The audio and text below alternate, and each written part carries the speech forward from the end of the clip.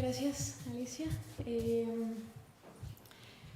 Bueno, la pequeña charla que os vengo a compartir es un poco esa esperanza, ¿no? Que yo creo que es una frase con la que estamos muy familiarizados, que es la batalla la tenemos ganada, pero me gustaría ir fragmentando esa frase en pequeños trozos, ¿no? Para que realmente interioricemos lo que significa la batalla la tenemos ganada, ¿no? Y que nunca se nos olvide, aún en los momentos más oscuros que podamos encontrar.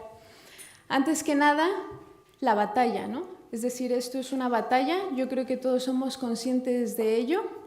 Puede pasar que a lo mejor en una ciudad o en una coordinación, ¿no? Después de que llevamos varios años, pues puede pasar que se nos olvida que es una batalla, ¿no? Porque nos acostumbramos, porque los retos a veces no parecen tan enormes como cuando llegamos, ¿no?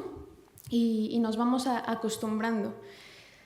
No nos preocupa en realidad porque Dios se encarga de que vuelvan a aparecer nuevos retos, ¿no? Así que no nos mantenemos aburridos, la verdad.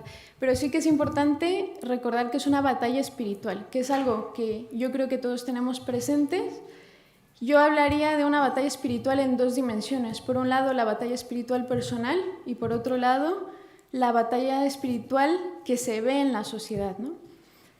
Es una batalla espiritual personal con cada uno de nosotros, con cada uno de los voluntarios, con cada uno de los miembros de los equipos y de los coordinadores. No solamente cuando estás allí de pie rezando, que muchas veces se puede llegar a pasar mal y tienes que mantenerte firme, ¿no? Si alguien te insulta, si alguien te escupe y tal, no siempre es fácil mantener esa batalla, pero además hay que recordar que nuestra presencia, tanto aquí en el Congreso como en nuestra labor en 40 días por la vida, es porque Dios lo ha querido.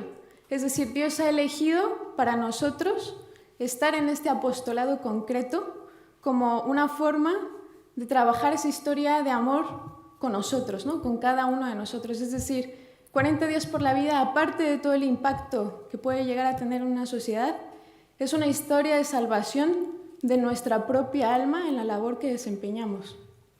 Y eso es muy importante no olvidarlo, porque eso significa que tenemos que estar al pie del cañón en nuestra vida personal y también en nuestra coordinación. Si el padre Gabriel hace un momento mencionaba, ¿no?, que actualmente vivimos una crisis moral y crisis de fe también, creo que precisamente 40 días por la vida aborda ambos aspectos, ¿no? Ataca la crisis moral y ataca la crisis de fe. Y por eso el demonio la odia tanto, porque va a la raíz, ¿no? Porque precisamente abarca todo eso. El aborto nos escandaliza, sí, porque en realidad es un pecado público, porque necesitas de ese médico, ¿no?, de esa enfermera para que te practique el aborto. Es un pecado público que se intenta esconder, porque el pecado siempre intenta estar en la sombra, siempre se intenta esconder. Pero en realidad el aborto no es más que una consecuencia de un montón de pecados privados que se han mantenido en lo oscuro, que simplemente explota, ¿no? Simplemente estalla. Por eso es importante no perder de vista que no solamente salvamos vidas, sino que salvamos almas. Y que esa madre que dice sí a la vida frente a la puerta del abortorio por vernos rezar, después hay que hacerle ese acompañamiento, no solamente pues económico, si lo requiere, no solamente ese tipo de apoyo, ¿no?, sino ese apoyo personal e incluso espiritual, porque el aborto, como he dicho, es solamente una consecuencia de un montón de heridas, ¿no?, que hay detrás. Y bueno, ¿qué clase de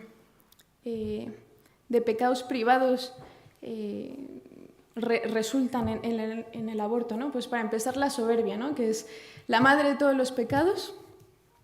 Al final, como dice Juan Pablo II en su Teología del Cuerpo, Dios no solamente es creador, no solamente crea vida, sino que nos regala el privilegio de ser co-creadores con Él a la hora de tener un hijo.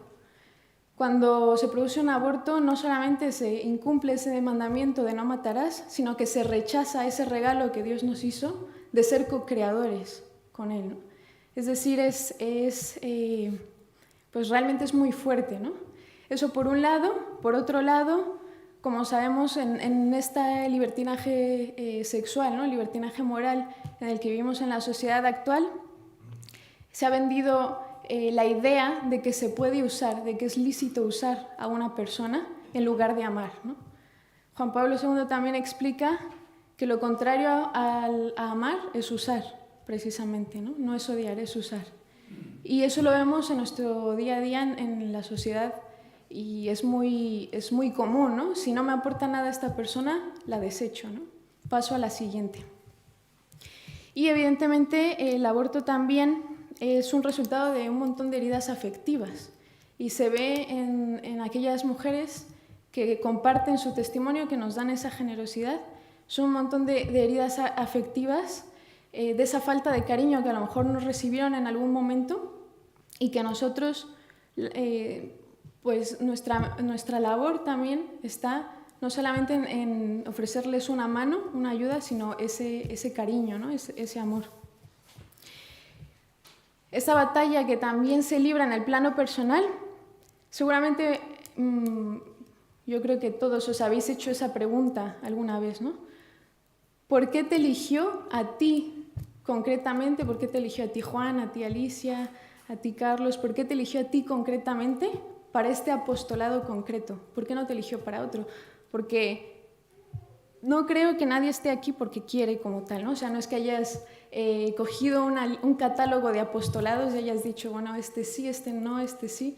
No funciona así, ¿no? Sino que cada uno de los que estamos aquí hemos recibido un llamado concreto por nuestra personalidad, por nuestras debilidades concretas. Por ejemplo, yo tengo muy claro por qué estoy aquí, porque soy una persona sumamente impaciente, soy una persona que confía mucho en el hacer, en las obras, y porque soy una persona a la que le cuesta mucho confiar en Dios, ¿no? Y precisamente Dios me ha acogido para un apostolado en el que tengo que confiar absolutamente en Él, en el que tengo que tirarme de los pelos cuando las cosas veo que no dependen de mí, etcétera, ¿no?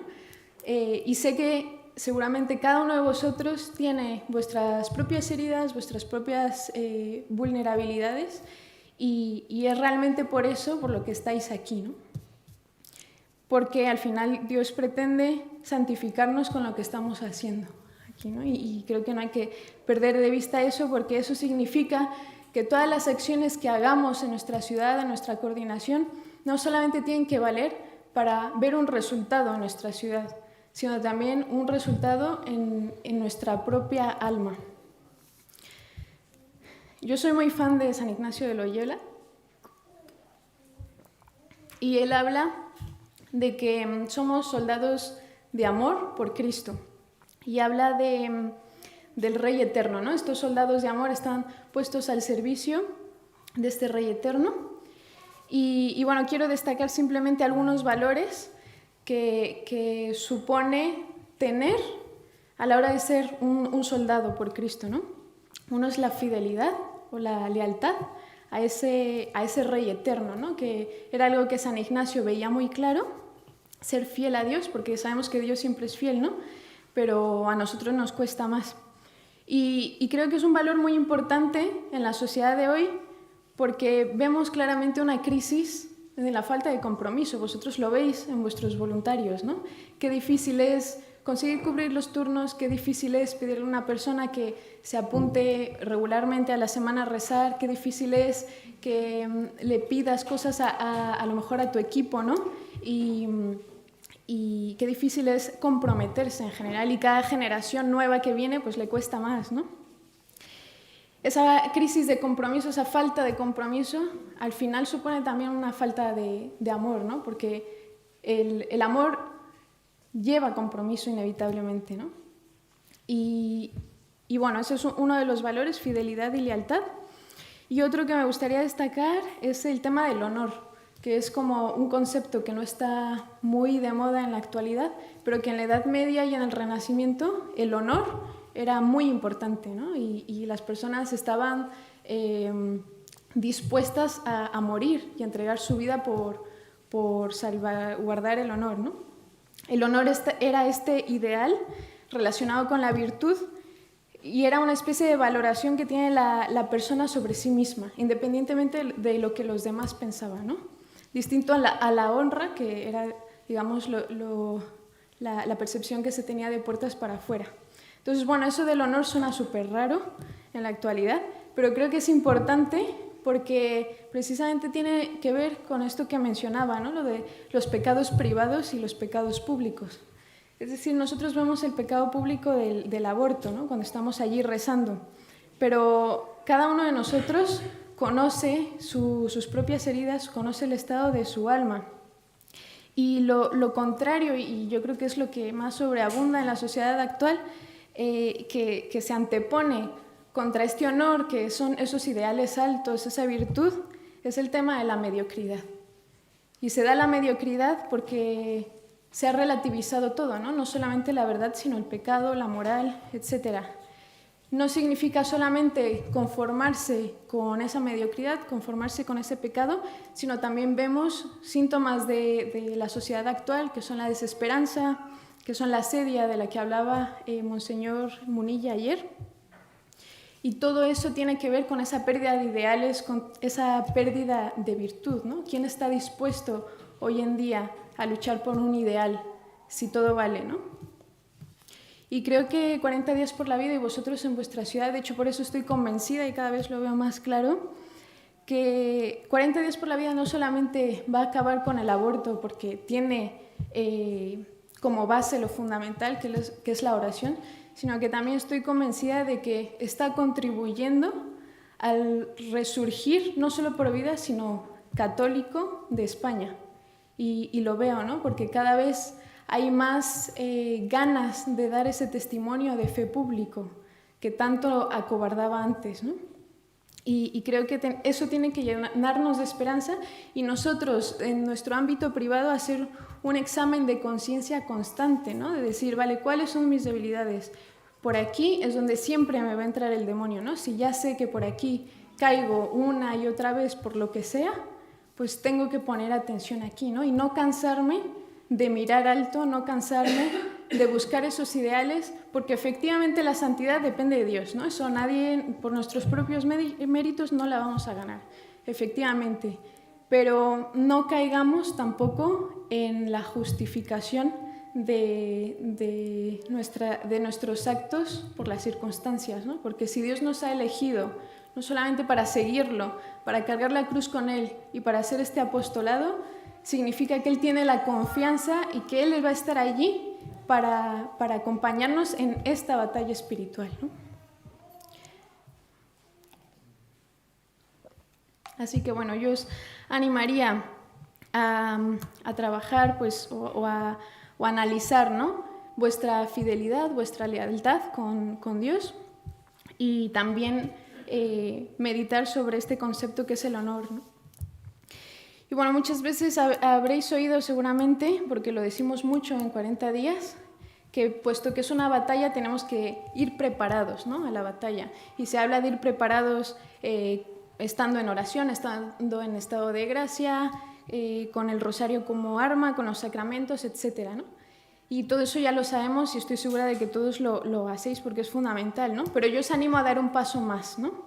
Que además de revestiros de esa armadura espiritual que es lo más evidente, el rosario y demás, que os protejáis o que os llenéis de humildad, de paciencia, de confianza, ¿no? De todo aquello que nos cuesta tanto cada uno personalmente, porque cada uno tendrá sus debilidades, que os revistáis de aquello que más os cuesta tener, ¿no? Y bueno, primero pidiéndoselo a Dios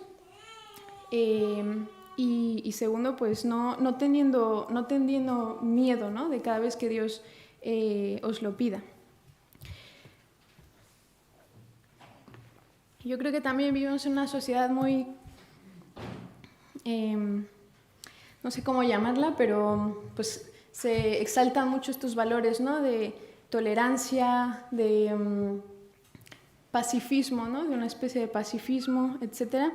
Y creo que nos impregna también a nosotros muchas veces, ¿no? Y nos da miedo a veces, o a nuestros voluntarios les da miedo estar allí rezando frente al laboratorio por el conflicto, ¿no? El miedo al conflicto. Yo en concreto soy una persona que detesta el conflicto, ¿no? Entonces, pues estamos muchas veces huyendo a eso, ¿no? Y tampoco es que vayamos a buscar conflicto, ¿no? Pero creo que no debemos tener miedo a confrontar, porque el riesgo de eso es conseguir la indiferencia. Es decir, creo que primero tenemos que asumir que ninguna campaña va a ser fácil. Que claro que sí, cada ciudad tiene sus particularidades y cada una tiene un contexto diferente, ¿no? Pero no esperemos campañas fáciles, porque no las va a haber. Si tenemos una campaña fácil en la que pasara todo el mundo de nosotros, absolutamente, ahí está el verdadero problema. Ahí sí tendríamos que preocuparnos verdaderamente, porque significaría que nuestra sociedad está llena de indiferencia y contra la indiferencia poco se puede hacer. Se necesita despertar a la gente, se necesita meter el dedo en la herida para que recuerden el camino de Dios, para que recuerden que sí, que amar duele, ¿no?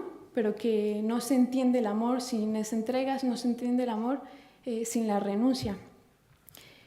Buscar campañas fáciles nos haría caer en la mediocridad, nos haría caer en la indiferencia. Y sé que esto no es fácil para vosotros porque tenéis en vuestra responsabilidad a muchos voluntarios, a gente de contextos muy diversos, pero no esperéis tampoco campañas fáciles porque no las vais a tener. Si Dios os ha elegido para este apostolado, hay que asumir que no va a haber nada fácil. Y bueno, hablando pues, de toda esta batalla, obviamente lo más evidente son las tentaciones que podamos padecer, ¿no? Tentaciones que pueden ser más visibles, otras más invisibles, tentaciones al fin y al cabo, que tienen mucho que ver pues, con lo que he dicho, con la personalidad de cada uno. El problema no es ser tentado, el problema es qué vas a hacer ante esa tentación. Es la verdadera pregunta. Tentados vamos a ser todos siempre, ¿no? Y para eso es fundamental siempre estar en un constante discernimiento. Y a mí me encanta esta frase de San Ignacio de Loyola, del en tanto en cuanto, ¿no?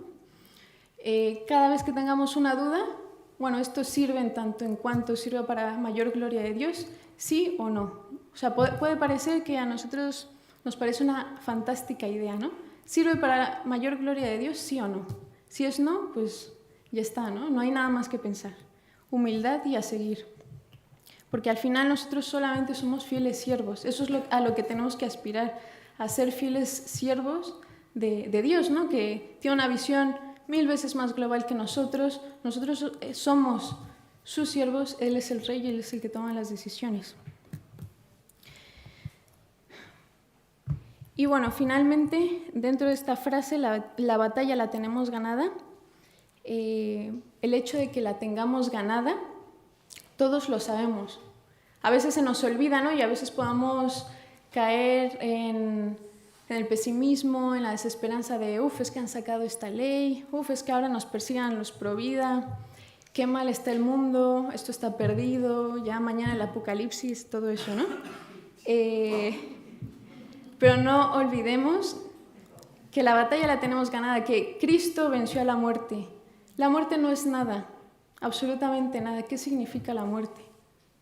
Si Dios envió a su propio Hijo para vencer a la muerte, ¿contra qué tenemos miedo? Eso debería darnos esperanza, esperanza suficiente para no olvidar que esto es una batalla, pero sabemos cuál es el desenlace, sabemos cuál es el final. No nos olvidemos de que, bueno, podemos ver frutos increíbles, ¿no? Como el de Estados Unidos con la retirada de Roe v. Wade. Hasta ese momento, muy poca gente creía que de verdad una ley del aborto se pudiera revertir en el mundo, ¿no? Y sin embargo ha pasado. Que no se nos pegue este pesimismo, porque el católico no es pesimista.